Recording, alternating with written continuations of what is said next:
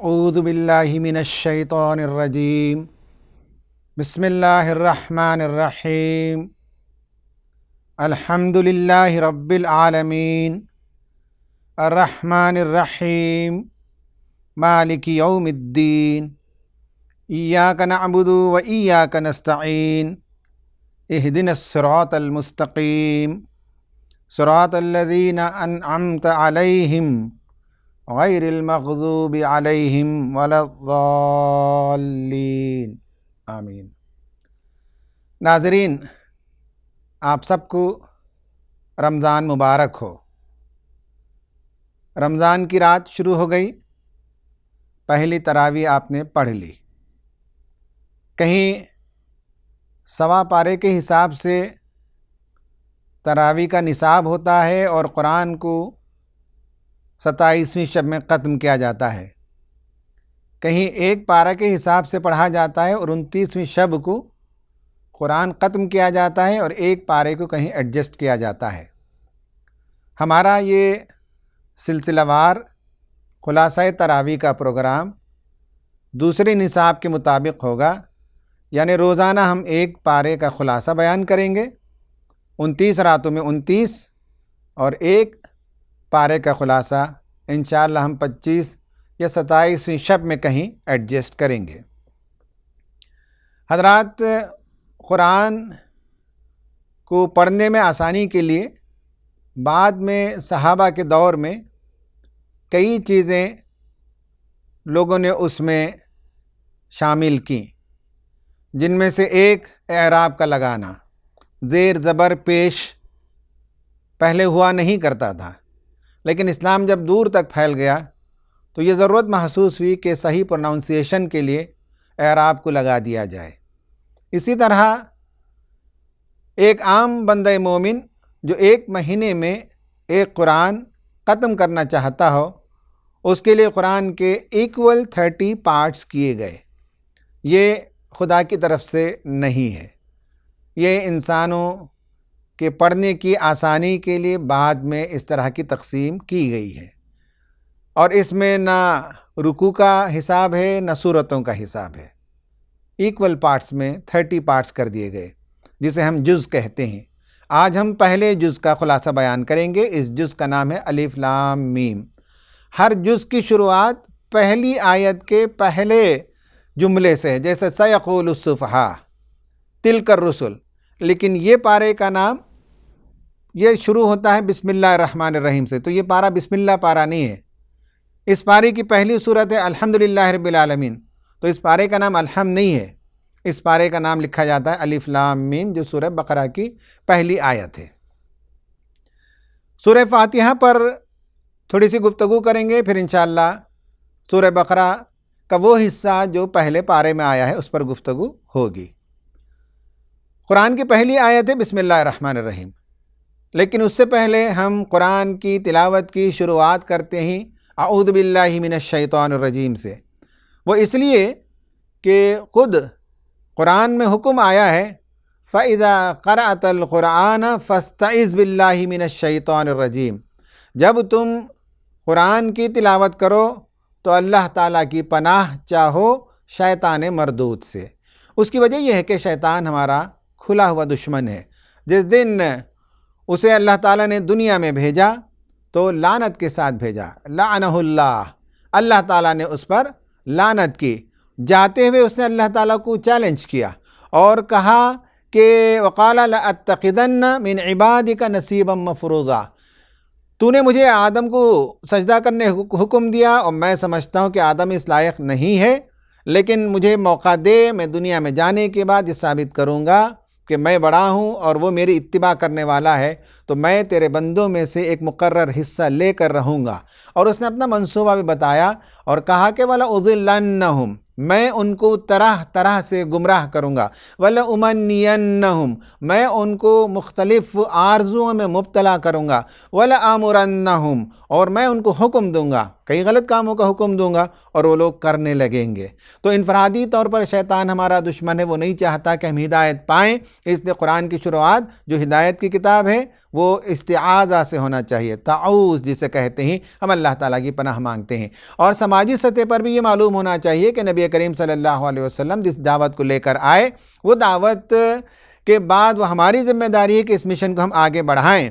اس mission کی مخالفت ہمیشہ سے یہ ایک طبقہ کرے گا جسے اللہ تعالیٰ نے کہا کہ یہ حزب الشیطان ہے، یہ شیطان کی پارٹی کے لوگ ہیں جو نہیں چاہتے کہ دنیا میں خیر پھیلے، صلح و آشتی کا ماحول ہو، امن کا ماحول ہو، لوگ خدا کی طرف رجوع کریں۔ یہ شیطان اور اس کے ایجنٹوں کو پسند نہیں ہے۔ قرآن نے کہا اولئک حزب الشیطان، یہ شیطان کی پارٹی کے لوگ ہیں۔ الا ان حزب الشیطان هم الخاسرون، تمہیں معلوم ہونا چاہیے، آگاہ رہو کہ شیطان کی پارٹی یقیناً خسارہ اٹھائے گی، اس لیے کہ دعوت کو غالب ہونا ہے۔ قرآن نے سورہ مجادلہ میں فرمایا کتب اللہ لأغلبن انا ورسلی، ہم نے لکھ رکھا ہے کہ میں اور میرا رسول یہی غالب آئیں گے، یہ دعوت غالب آئے گی، یہ قرآن غالب آئے گا، لیکن شیطان مخالفت ضرور کرے گا۔ تو اندرون میں بھی وہ ہمیں گمراہ کرتا ہے اور بیرون میں سماج میں بھی وہ اسلام کو پھیلنے نہیں دیتا اور اسلام کے خلاف طرح طرح کے اشغلے چھوڑتا ہے۔ اس لیے قرآن کی تلاوت کے موقع پر تعوذ کرنا چاہیے، یعنی اللہ کی پناہ مانگنی چاہیے شیطان مردود سے۔ اس کے بعد ہم پڑھتے ہیں بسم اللہ الرحمن الرحیم، جو پہلی آیت قرآن کی، اور یہ اللہ تعالیٰ کے مبارک نام سے کسی بھی کام کی شروعات میں برکت ہوتی ہے۔ کوئی بھی کام انسان اللہ کے نام سے شروع کرے تو اس میں خیر شامل ہے، نیکی کی طرف انسان کا ذہن گامزن رہتا ہے، برائیوں سے وہ مجتنب رہتا ہے، اور اللہ تعالیٰ کی مدد اور نصرت شامل حال رہتی ہے۔ قرآن کی تلاوت کی شروعات بسم اللہ الرحمن الرحیم سے کرنا ہے، جس میں اللہ تبارک و تعالیٰ کے دو عظیم اسماء حسنہ کا ذکر کیا گیا، ایک رحمان ہے، ایک رحیم ہے۔ دونوں میں ایک ہی معنی ہے، وہ ہے اللہ تعالیٰ کی فیضان بخشی، لوگوں کو وہ نفع پہنچاتا ہے۔ رحمان میں مبالغے کا صیغہ ہے، اور رحیم جو ہے جس میں کنٹینیویشن پایا جاتا ہے۔ اس کے بعد سورہ فاتحہ کی شروعات ہوتی ہے۔ یہ مکمل پہلی سورت ہے جو نبی صلی اللہ علیہ وسلم پر مکہ میں نازل ہوئی، اور یہ ایک دعائیہ سورت ہے جس میں بندہ اللہ تعالیٰ سے دعا کرتا ہے۔ دعا کے آداب بتائے گئے کہ اللہ تعالیٰ کی تعریف سے دعا ہونی چاہیے، اللہ تعالیٰ کے اسماء حسنہ کا تذکرہ ہونا چاہیے، اور اللہ تعالیٰ کے ہاں آخرت میں کامیابی کے تصور اور اس کے لیے طلب کرنا چاہیے۔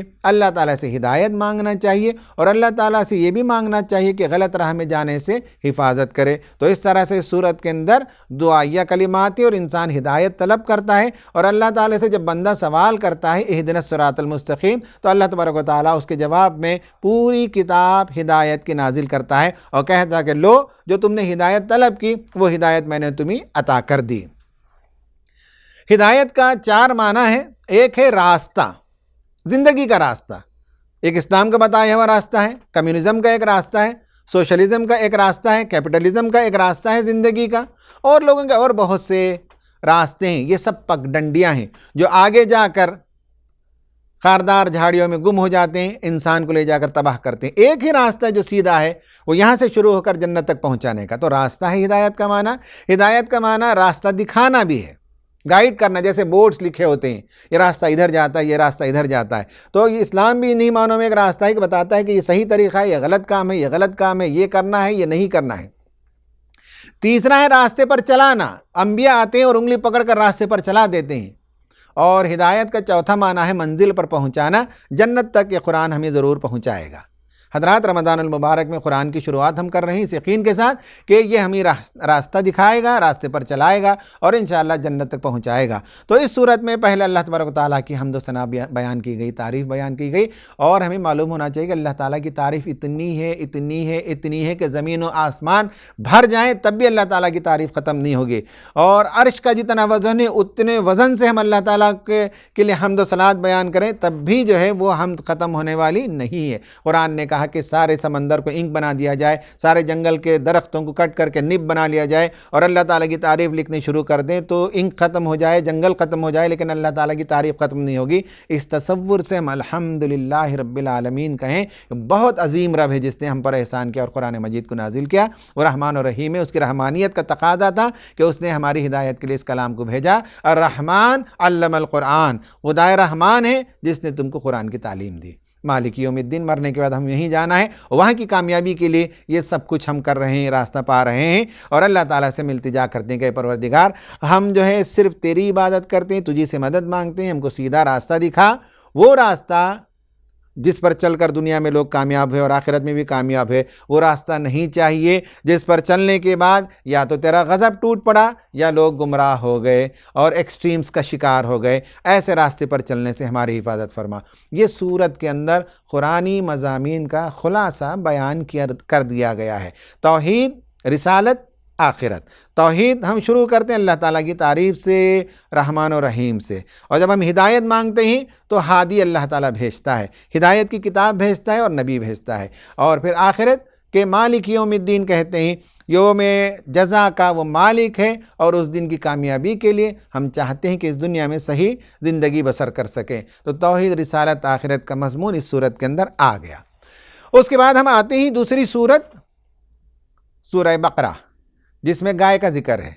یہ مدینے میں نازل ہوئی اور اس کے اصل جو ایڈریسی ہیں وہ اہل کتاب ہیں اور مومنین بھی ہیں، لیکن بنیادی طور پر مدینے میں چونکہ اہل کتاب وہاں موجود تھے تو ان کو بلایا گیا اسلام کی طرف، اس پیغام کی طرف جس کے پہلے سے وہ امین تھے لیکن انہوں نے اس راستے کو گم کر دیا تھا۔ اس کی شروعات ہوتی ہے الف لام میم سے، یہ حروف مقطعات کہے جاتے ہیں۔ عام طور پر ایک خیال یہ ہے کہ اس کا کوئی معنی نہیں ہے، یہ صحیح نہیں ہے، اس کا معنی و مفہوم ہے۔ بعض لوگوں نے لکھا کہ یہ سورتوں کے نام تھے، بعض لوگوں نے لکھا کہ یہ اصوات تنبیہ ہیں، یعنی رسول اللہ کو بلانے کا پیار سے ایک طریقہ تھا۔ یاسین، رسول اللہ کسی کام میں مصروف ہیں، جیسے ان کو بلایا گیا تو وہ متوجہ ہو گئے، حضرت جبرائیل نے کلام الہی نازل کرنا شروع کر دیا۔ ایک اس کا معنی یہ بھی بیان کیا جاتا ہے کہ اس میں اللہ تعالیٰ کا اسم اعظم ہے، اللہ تعالیٰ کا جو عظیم نام ہے وہ انہی حروف سے بنتے ہیں۔ پھر ایک تعبیر اس کی یہ ہے کہ یہ دو تعبیر بہت امپورٹنٹ ہے جو آخر میں عرض کر رہا ہوں۔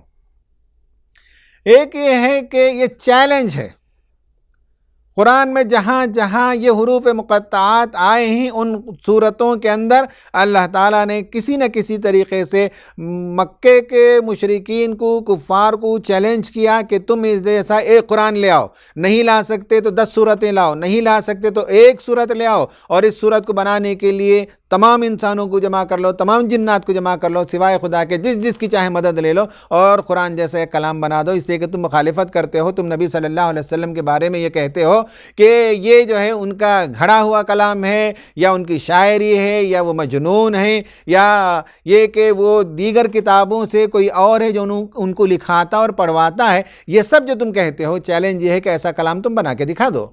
تو جہاں حروف مقطعات آئیں گے اس صورت کے اندر مشرکین کو چیلنج ہے کہ اس جیسا کلام لے آؤ۔ دوسری بات یہ کہ جہاں حروف مقطعات آئیں گے اس صورت کے اندر اللہ تعالیٰ نے پیشین گوئی فرمائی کہ یہ قرآن غالب آئے گا، یہ مشن کامیاب ہوگا، نبی صلی اللہ علیہ وسلم سرخ رو ہوں گے، تم جتنی چاہے مخالفت کر لو، ایڑی چوٹی کا زور لگا لو، لیکن یاد رہے کہ اللہ کا یہ نظام، اللہ کا بھیجا ہوا یہ اسلام، اللہ تعالیٰ کا یہ پسندیدہ دین دنیا پر چھا کر رہے گا۔ یہ چیلنج ہے اور یہ پیشین گوئی ہے اس طرح کی صورتوں میں۔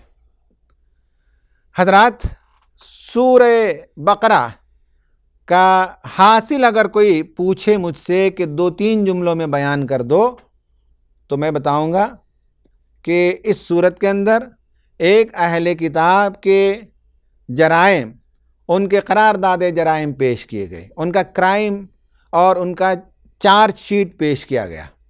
نمبر 2، اس صورت کے اندر ایک نئی امت کو اللہ تبارک و تعالیٰ نے تقرر کیا، بنی اسرائیل کو معزول کرنے کے بعد ان کے جرائم کی وجہ سے نئی امت کو اللہ نے کھڑا کیا۔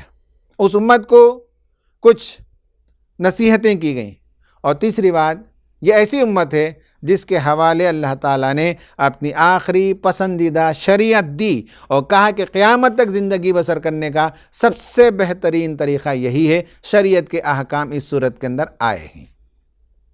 اس صورت کے 7 اجزاء ہیں سمجھنے کے لیے، اسے کنفیوز نہ کیجئے۔ قرآن کے 7 گروپس میں نے بیان کیے کل، وہ الگ ہیں۔ اس صورت کو سمجھنے کے لیے یہ انداز میں اختیار کر رہا ہوں کہ اس کے 7 ڈسٹنکٹ پارٹس ہیں، الگ الگ ہم سمجھیں گے۔ آج کا جو پارہ ہم پڑھ رہے ہیں اس میں 2 پارٹس آئے 7 میں سے، اور جو 5 ہیں وہ کل اور پرسوں والے خلاصے میں بیان کیے جائیں گے۔ جو 2 پارٹس آئے ہیں ان میں پہلا پارٹ ہے آیت نمبر 1 سے آیت نمبر 39 تک، 1 to 39۔ اس میں اللہ تبارک و تعالیٰ نے ابتدائی باتیں بیان کیں، کہا کہ یہ کتاب اللہ تعالیٰ کی طرف سے بھیجی ہوئی کتاب ہے، اس میں کوئی شک نہیں ہے، یہ انسانی کلام نہیں ہے، اس کے مضامین بہت ہی پختہ ہیں۔ اس کو سمجھنے کے لیے لوگوں کے اندر ایمان چاہیے، تقوی چاہیے، کچھ اور خصوصیات چاہیے، اور ذہن و فکر اور قلب و نظر کی آمادگی چاہیے۔ بعض لوگ ایسے تھے یہود میں، مدینہ میں، جن کے پاس ذہن و فکر کی ایک سوئی نہیں تھی۔ کبھی وہ مسلمانوں کی طرفداری کرتے تھے، کبھی یہود میں جاتے تو کہتے کہ ہم تمہارے ہیں، تمہارے بھائی بندے ہیں، اور وہ 2 راستے کے بیچ میں گویا کہ کنفیوژن کا شکار تھے۔ کبھی تورات کی اتباع کی بات کرتے اور کبھی اسلام کی طرفداری کرتے۔ دنیا کے گویا کہ ان کی مصلحت تھی، اور دنیا کے وہ پجاری تھے، دنیا کے فائدے کے لیے، چونکہ ایک ابھرتا ہوا سورج تھا جس کی پوجا کرنا ان کی عادت تھی، تو اسلام ابھرتی ہوئی قوت، اس کے ساتھ دینے کے لیے کبھی اسلام کی طرف کی بات کرتے، کبھی بنی اسرائیل کی طرف ہو جاتے۔ تو اللہ تعالیٰ نے ان لوگوں کا تذکرہ 2 رکوع میں کیا اور بتایا کہ یہ مفسد لوگ ہیں اور یہ شریر لوگ ہیں، یہ ہمیشہ اسلام کے خلاف سازشیں کرتے رہیں گے۔ پھر اس کے بعد اللہ تبارک و تعالیٰ نے ابتدائی حصوں میں یہ بات بیان کی کہ اللہ تعالیٰ کا وعدہ تھا کہ حضرت آدم علیہ السلام کو دنیا میں بھیجا اس نے، اور دنیا میں بھیجتے ہوئے اس نے وعدہ کیا، فَمَن تَبِعَ ہُدَایَ فَلَا خَوْفٌ عَلَیْہِمْ وَلَا ہُمْ یَحْزَنُونَ، میں بار بار ہدایت بھیجتا رہوں گا، اپنی تعلیمات کو بھیجتا رہوں گا، جو ان کی اتباع کریں گے ان کے لیے کوئی خوف اور غم کا موقع نہیں ہے۔ تو اسی وعدے کی تکمیل میں قرآن کو اللہ تعالیٰ نے بھیجا اور کہا کہ وہ رب ہے جو تمہارا بھی رب ہے، تمہارے پہلے والے باپ دادا کا بھی رب ہے، اس نے سب کو پیدا کیا، اس کی طرف آؤ، اس کی عبادت کرو۔ یہ بنیادی باتیں آیت نمبر 39 تک ختم ہو جاتی ہیں۔ اس کے بعد دوسرا پارٹ شروع ہوتا ہے آیت نمبر 40 سے اس پارے کے اختتام تک۔ اللہ تبارک و تعالیٰ نے بنی اسرائیل کا تذکرہ کیا، اور بنی اسرائیل کو پہلے رکوع میں، یعنی رکوع نمبر 5 جہاں ان کو ایڈریس کیا گیا ہے، اس میں بہت ہی دل سوزی کا لب و لہجہ ہے، اور کہا گیا یا بنی اسرائیل اذکروا نعمتی التی انعمت علیکم، اے بنی اسرائیل میں نے جو نعمتیں تم پر کی انہیں یاد کرو۔ وَأَوْفُوا بِعَہْدِی أُوفِ بِعَہْدِکُم، تم نے مجھ سے جو عہد کیا وہ پورا کرو، میں نے تم سے جو وعدہ کیا وہ میں پورا کروں گا۔ فَإِيَّايَ فَاتَّقُونِ، صرف مجھی سے ڈرو۔ اور بہت سی آیتیں ہیں۔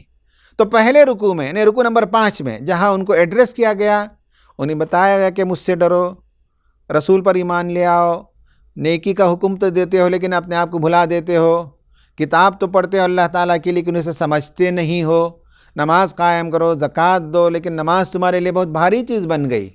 یہ سب اللہ تعالیٰ نے کیا۔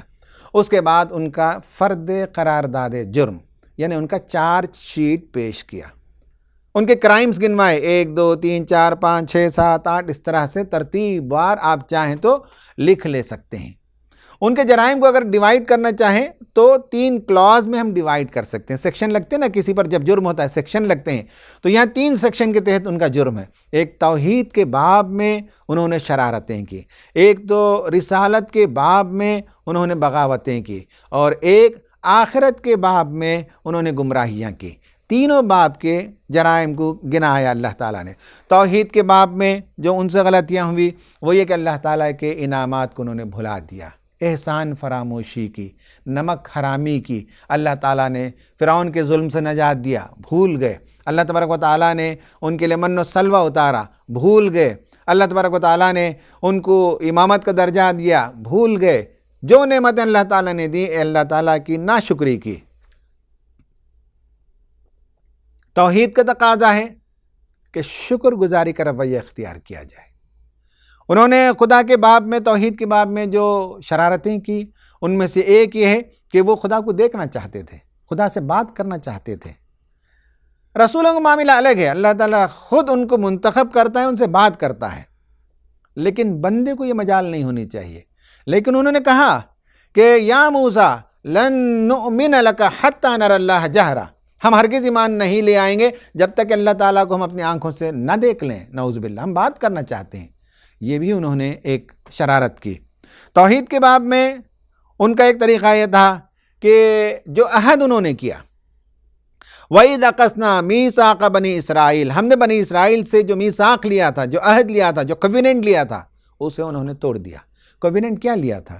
یہ لیا تھا کہ جو شریعت انہیں دی جا رہی ہے اسے مضبوطی سے تھامیں گے۔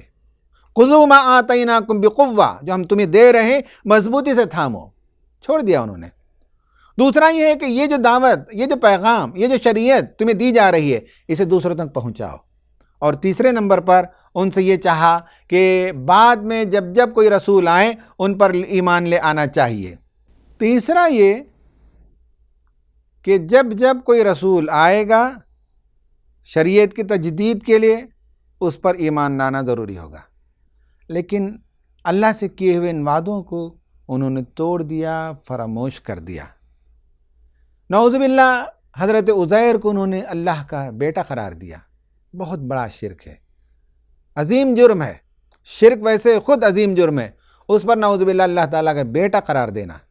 پھر اس کے بعد اللہ تعالیٰ کے باب میں انہوں نے جو ظلم کیے، ان میں سے اللہ تعالیٰ کی کتاب کے کچھ حصے کو مانتے تھے، کچھ حصے کو نہیں مانتے تھے۔ وہ حصہ جو ان کی طبیعت کے مطابق ہو اس پر عمل کرتے تھے، اور وہ حصہ جس میں قربانی کا مطالبہ تھا یا بڑے بڑے احکام تھے اسے بجا آوری، اسے بجا لانے سے وہ گریز کرتے تھے۔ افتؤمنون ببعض الکتاب وتکفرون ببعض، قرآن کہتا ہے کہ کیا کتاب کے ایک حصے کو تو تم مانتے ہو اور کتاب کے ایک حصے کو تم چھوڑ دیتے ہو۔ یہ بھی خدا کے باب میں انہوں نے شرارتیں کی۔ جادو اسلام میں انتہائی مبغوض عمل ہے، اور یہ جادو سیکھ گئے، جادو کے پیچھے پڑ گئے، اللہ کی کتاب کو چھوڑ کر جادو سے، چھومنتر سے اپنی زندگیوں کے مسائل کو حل کرنا چاہتے تھے۔ وَاتَّبَعُوا مَا تَتْلُو الشَّيَاطِينُ عَلَى مُلْكِ سلیمان، حضرت سلیمان کے ملک میں شیاطین جو تعلیم دیتے تھے اس کی اتباع کرنے لگے۔ اور شیاطین کیا تعلیم دیتے تھے؟ یعلمون الناس السحر، لوگوں کو جادو کی تعلیم دیتے تھے، اس کے پیچھے پڑ گئے یہ لوگ۔ اور اس طرح سے بے شمار انہوں نے اللہ کے باب میں شرارتیں کی۔ ان میں سے ایک اور شرارت وہ یہ تھا کہ سبت کا واقعہ، سبت کا قانون، یعنی سیٹرڈے ان کے لیے عبادت کا وقت تھا، مچھلی پکڑنے سے انہیں ممنوع قرار دیا۔ مچھلی پکڑنا ان کے لیے ممنوع تھا، مچھلی پکڑنا ان کے لیے ممنوع تھا، لیکن وہ جمعے کی شام کو جال بچھاتے، ہفتے کے دن مچھلیاں آ کر وہاں پھنس جاتی اور اتوار کو نکالتے تھے۔ اللہ تعالیٰ نے اس کے عوض میں ان کے بہت سے لوگوں کو بندر اور سور بنا دیا۔ یہ اللہ تعالیٰ کے باب میں انہوں نے جو جرائم کیے اس کا تذکرہ اس پارے کے اندر آیا ہے۔ اس کے بعد رسالت کے باب میں انہوں نے جو جرائم کیے، جو غلطیاں کی، اس کا بھی ذکر آیا۔ ان میں سے ایک یہ ہے کہ خود حضرت موسیٰ علیہ السلام جس بات کی تعلیم دیتے تھے اس کی خلاف ورزی کرتے تھے۔ یہ چاہ رہے تھے کہ اے موسیٰ، من و سلوہ کھاتے کھاتے ہماری جان خشک ہو گئی ہے، ہمارے لیے پیاز چاہیے، لہسن چاہیے اور فلاں چاہیے۔ تو حضرت موسیٰ نے کہا کہ جاؤ جہاد کرو، ملک فتح ہو جائے تو وہاں جانے کے بعد یہ ساری چیزیں تمہیں میسر آئیں گی۔ کہا کہ دروازے پر جب داخل ہو تو حتتن حتتن، پروردگار مغفرت فرما مغفرت فرما، یہ کہتے ہوئے داخل ہو۔ لیکن وہاں جانے کے بعد انہوں نے کر دیا کیا؟ انہوں نے کر دیا حنتتن حنتتن حنتتن، پروردگار گیہوں دے گیہوں دے گیہوں دے۔ یہ شرارت تھی ان کی، سوالات بے جا سوالات کرتے تھے۔ اس کا بھی ذکر ہے قرآن میں۔ اس کا بھی ذکر ہے کہ حضرت موسیٰ نے جب انہوں نے بچڑے کی پوجا کی تو اس کو نکالنے کے لیے، اس کی محبت کو دل سے نکالنے کے لیے کہا کہ اللہ تعالیٰ حکم دیتا ہے گائے کی قربانی کرو، اور ایک قتل کا واقعہ بھی ہو گیا تھا۔ تو اس کے لیے اللہ تعالیٰ نے جب حکم دیا تو حضرت موسیٰ سے سوال کرنے لگے کہ کیا موسیٰ تم ہم سے مذاق کر رہے ہو؟ حضرت موسیٰ نے کہا نعوذ باللہ، میں نبی ہوں، میں مذاق نہیں کرتا۔ کہا کہ اچھا گائے اگر قربانی کرنی ہو تو بتائیے گائے کیسی ہونی چاہیے، اس کی عمر کیسی ہونی چاہیے، وہ پانی سینچنے والی ہونی چاہیے یا یہ کہ پانی نیا سینچی ہو، وہ جوان ہو کہ بوڑھی ہو، اس کا رنگ کیسا ہو؟ طرح طرح کے سوالات۔ یہ بغاوت ہے، رسول سے، یہ ان کا طریقہ ہے۔ اور اس کے بعد اتنے سنگ دل ہو گئے کہ رسول کو بڑی اذیتیں دینے لگے۔ ثم قست قلوبکم من بعد ذلک فہی کالحجارۃ او اشد قسوہ، پھر اس کے بعد ان کے دل سخت ہو گئے، پتھر کی مانند یا پتھر سے بھی زیادہ سخت ہو گئے۔ یہ رسولوں سے بغاوت کا نتیجہ ہوا۔ حضرت جبرائیل سے دشمنی ہو گئی ان کو، چونکہ ان کا خیال تھا کہ یہ وہ پیغمبر ہے جو ہمارے لیے عذاب کے فیصلے لے آتا ہے، تو جبرائیل سے دشمنی کرنے لگے۔ نبی صلی اللہ علیہ وسلم پر ایمان لانے کی بات کہی گئی تو نہیں مانیں گے، وہ کہنے لگے وقالوا قلوبنا غلف، ہمارے دلوں پر پردے چڑھے ہوئے ہیں، ہم نہیں مانیں گے آپ کی بات کو۔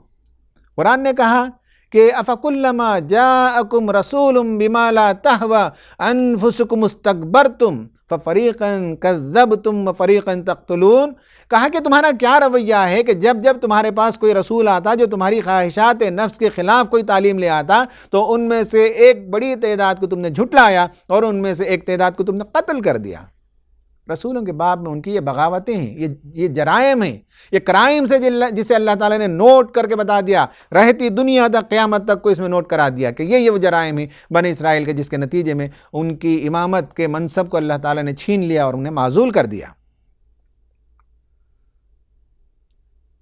نبی صلی اللہ علیہ وسلم کے پاس آتے تو زبان کو توڑ کر موڑ کر کچھ ایسے جملے بناتے جس سے نبی صلی اللہ علیہ وسلم کی شان میں گستاخی ہوتی۔ راعینا، ہماری طرف دیکھیے کہنے کے بجائے راعینا کہتے تھے، اے چرواہا۔ یہ سب گستاخیاں ہیں، یہ سب شرارتیں ہیں، یہ سب بغاوت کا رویہ ہے، یہ ان کے جرائم ہیں۔ توحید کے باب میں ان کی شرارتیں، رسالت کے باب میں ان کی بغاوتیں، اور آخرت کے باب میں ان کی جو گمراہیاں ہیں اللہ تعالیٰ نے اسے بیان کیا۔ آخرت کا معاملہ یہ ہے کہ جو نیک عمل لے کر آئے گا وہ اللہ تعالیٰ کے پاس اپنا نفس جو رہن رکھا ہوا ہے اس کو چھڑا کر جنت میں جائے گا۔ عمل صالح ضروری ہے، کسی کی نسبت کام آنے والی نہیں ہے، عمل صالح چاہیے۔ یہ اور بات ہے کہ اللہ تعالیٰ جسے موقع دے گا وہ سفارش کریں گے، اس کے کچھ ifs اینڈ بٹس ہیں، بلینکٹ نہیں ہے، بلینکٹ پرمیشن کسی کو نہیں ہے۔ اصل چیز ہے عمل صالح کر کے آئیں گے تو اس کے بعد اللہ تعالیٰ کی رحمت بھی ہوگی، کسی کی سفارش بھی ہوگی، الگ بات ہے۔ لیکن عمل کو چھوڑ کر دوسروں پر تکیہ کر لینا آخرت میں کامیابی کی ہرگز علامت نہیں ہے۔ ان کا طریقہ یہ تھا کہ عمل تو نہیں کرتے تھے، دنیا پرست تھے، اللہ سے ملاقات کے متمنی نہیں تھے، اس دنیا میں لمبی لمبی زندگی جینا چاہتے ہیں۔ یود احدہم لو یعمر الف سنہ، ان کا ایک ایک بندہ چاہتا ہے کہ ہزار برس کی زندگی مل جائے، پھر بھی تو مرنا ہے، خدا کو صورت دکھانی ہے۔ تو حضور اللہ تعالیٰ کے حضور پہنچنے اور اللہ تعالیٰ کو صورت دکھانے میں انہیں شرم آتی ہے۔ یہ آخرت سے کے باب میں گمراہ لوگ ہیں، کہتے ہیں نحن ابناء اللہ و احباہ، ہم اللہ کے بیٹے ہیں اور اس کے چہیتے ہیں، ہم کو کوئی تکلیف نہیں ہوگی۔ لن تمسنا النار الا ایاما معدودات، ہم کو جہنم کی آگ نہیں چھوئے گی، ہاں اگر کسی وجہ سے ڈال بھی دیا جائے تو کچھ دنوں کی بات ہے، اس کے بعد اللہ تعالیٰ ہم کو نکال لے گا، اس لیے کہ ہم بنی اسرائیل ہیں، یعقوب کے اولاد ہیں، جہنم کی آگ ہم کو نہیں چھوئے گی۔ یہ ان کی گمراہیاں تھیں، اللہ تعالیٰ نے اس کا تذکرہ کیا، اب اس کے بعد ان کو معزول کر دیا، ان کی امامت سے ان کو اللہ نے معزول کر دیا۔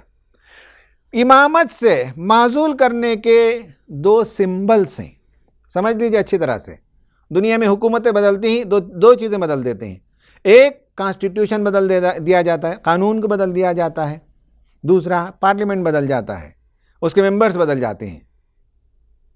اب آپ دیکھیں کہ ان کا جو دستور تھا وہ تورات اللہ تعالیٰ نے منسوخ کر دیا، کہا کہ اب تمہاری کتاب دنیا میں رہنمائی کے لائق نہیں ہے، ہدایت کی کتاب نہیں ہے، وہ بھی حالانکہ اللہ تعالیٰ کی بھیجی ہوئی کتاب، لیکن اس سے بہتر ورشن، لاسٹ ورشن، چونکہ ہیومینٹی میچیور ہو چکی تھی، تو اس کے لحاظ سے اللہ تبارک و تعالیٰ نے نئی شریعت، نئی کتاب اور نیا قانون دے دیا۔ اللہ نے ایک نیا قانون دیا، ایک نئی کتاب دے دی، کہا کہ ما ننسخ من آیت او ننسها نأتی بخیر منها او مثلها۔ ہاں چونکہ قرآن کی تعلیمات سامنے آتی تو کہتے بھئی اللہ تعالیٰ ہی کی تو نازل کردہ کتاب ہے تورات بھی، اب اللہ تعالیٰ کو کیا ضرورت پڑی کہ اپنی ہی ایک کتاب کو ہٹا کر دوسری کتاب کو اللہ تعالیٰ پیش کر رہا ہے؟ کیا اپنی ہی باتوں سے اللہ تعالیٰ پھر گیا؟ نعوذ باللہ اس طرح کے سوالات کرتے تھے، تو اللہ تعالیٰ نے بتایا نہیں، اللہ تعالیٰ جب بھی کسی کتاب کو منسوخ کرتا ہے اس کی جگہ ویسی ہی کتاب یا اس سے بہتر کتاب، ویسی ہی آیتیں اس سے بہتر آیتیں، ویسا ہی قانون اس سے بہتر قانون، ویسی ہی شریعت اس سے بہتر شریعت اللہ تعالیٰ لے آتا ہے۔ حضرات، ناسخ و منسوخ کی ایک بحث ہے جو یہاں اس وقت میرے پیش نظر نہیں ہے۔ یہاں جو بات ہے وہ یہ کہ اللہ تعالیٰ نے تورات کو منسوخ کر دیا، گویا کہ امامت سے معزول کر دیا۔ امامت سے معزول کرنے کا ایک حصہ ہے یہ، ایک سمبل ہے یہ، دوسرا سمبل کل کے پارے میں آئے گا۔ تو کہا کہ اب تمہاری کتاب لائق ہے اعتنا نہیں ہے۔ تم دعویٰ کرتے ہو ابراہیم کی اولاد ہونے کا، لیکن تمہیں معلوم ہے کہ ابراہیم موحد تھے، توحید کا مرکز انہوں نے بنایا۔ وَإِذْ يَرْفَعُ إِبْرَاهِيمُ الْقَوَاعِدَ مِنَ الْبَيْتِ وَإِسْمَاعِيلُ، ابراہیم و اسماعیل مل کر کعبۃ اللہ کی دیواریں جب اٹھا رہے تھے تو انہوں نے ایک دعا کی، ربنا وبعث فیہم رسولا منہم، اے پروردگار اس کی اولاد میں سے ایک رسول کو اٹھا جو لوگوں کو تیرے کلام کی تلاوت کرے، تیرے کتاب کی تعلیم دے، حکمت کی تعلیم دے، لوگوں کا تزکیہ کرے۔ ابراہیم و اسماعیل کی دعا 2500 برس بعد اللہ تعالیٰ نے قبول کی اور بنی اسماعیل سے نبی کریم صلی اللہ علیہ وسلم کو پیدا کیا۔ کہا کہ تم نام ان کا لیتے ہو لیکن ان کے راستے پر نہیں ہو، تمہیں زعام ہے، تمہیں شان ہے، تمہیں فخر ہے، ابراہیم کی اولاد ہو، اسحاق کی اولاد ہو، یعقوب کی اولاد ہو، یوسف کی اولاد ہو، موسیٰ علیہ السلام تمہارے درمیان آئے، بڑے بڑے لوگوں کے نام لیتے ہو۔ سنو، وہ اپنے حصے کا کام کر گئے، تم نے کیا اپنے حصے کا کام کیا؟ وہ اپنی کمائی کما کر چلے گئے، تمہاری کمائی کیا ہے؟ وہ تو تھے تمہارے آبا و اجداد، تم کیا ہو؟ تمہاری حیثیت کیا ہے؟ تمہاری بساط کیا ہے؟ تم کیا کرتے ہو؟ کرنا اگر ہے تو یہودیت نہیں، نصرانیت نہیں، یا یہ کہ قومیت نہیں، اللہ تعالیٰ کا رنگ اختیار کرو۔ کہا صبغت اللہ، اللہ تعالیٰ کا رنگ اختیار کرو۔ وَمَنْ أَحْسَنُ مِنَ اللَّهِ صِبْغًا، اور اللہ کے رنگ سے بہتر کس کا رنگ ہو سکتا ہے؟ حضرات، یہ پارہ ختم ہوا، یہ امت کے سامنے آئینہ رکھا گیا اور امت کو اس میں اپنی تصویر دیکھنی ہے کہ کہیں ہم سے بھی تو توحید کی باب میں غلطیاں نہیں ہو رہی ہیں، کہیں ایسا تو نہیں کہ ہم بھی کتاب کے کسی حصے کو مانتے ہیں اور کسی حصے کو چھوڑ دیتے ہیں، کہیں ایسا تو نہیں کہ ہم بھی فرقوں میں بٹ گئے ہیں، کہیں ایسا تو نہیں کہ اللہ تعالیٰ کے احکام کو نہیں بجا لانے کے لیے تعویلات کا سہارا لیتے ہوں، 100 سوالات ہم کرتے ہوں، کہیں ایسا تو نہیں ہے کہ نبی کریم صلی اللہ علیہ وسلم کی بتائی ہوئی زندگی اور ان کے بتائے ہوئے طریقے کے خلاف ہم اپنی مرضی سے کچھ چیزوں کا ہم نے پریورٹی طے کر لیا ہو اور اس کے مطابق ساری دنیا کو جو اس کی طرف بلا رہے ہوں، کہیں ایسا تو نہیں ہے، کہیں ایسا تو نہیں کہ آخرت کے باب میں ہم نے غلط خیال کر لیا ہو کہ ہم چونکہ فلاں امتی ہیں اس لیے کسی بھی صورت میں نجات ضرور پائیں گے۔ نہیں، یہ سب تصورات غلط ہیں۔ تصور صحیح یہی ہے کہ اللہ تعالیٰ نے ہدایت کی کتاب بھیجی ہے اور اس کو یوں کا توں ہو بہو ماننا پڑے گا، اس کے عبادات کو بھی، اس کے معاملات کو بھی، اس کے شادی بیاہ کے قانون کو بھی، سیاست کو بھی، معیشت کو بھی، جنگ و جدال کے طریقوں کے بھی، صلح اور آشتی کے قوانین کو بھی، سب کو ماننا پڑے گا، سب پر عمل کرنا پڑے گا، اور رسول کی بتائی ہوئی زندگی ہمارے لیے اسوہ ہونا چاہیے اور آخرت کی تیاری کرنی چاہیے۔ اللہ تعالیٰ سے دعا ہے کہ اللہ تبارک و تعالیٰ ہمیں اس رمضان میں اپنی زندگیوں کی اصلاح کی توفیق عطا فرمائے، آمین۔